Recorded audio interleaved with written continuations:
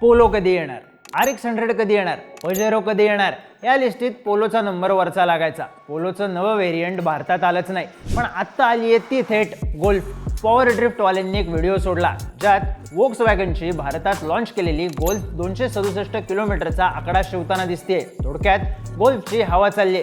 ज्या लोकांना गाडी कशी दिसते यापेक्षा इंजिनचा नाद असतो त्यांच्यासाठी गोल्फ जन्नत आहे.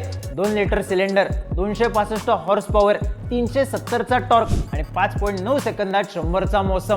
त्यामुळं पोलो नाही तर नाही, गोल्फ घेऊ या विचारात आपली जनता आहे. पण थांबा, कारण हे CBU युनिट आहे, म्हणजे इम्पोर्ट करतायत. प्रत्येक 3 महिन्यात 150 गाड्या येणार. ज्या पहिल्या टप्प्यात आल्या त्या एका दिवसात खपल्या. आता सांगतो किंमत.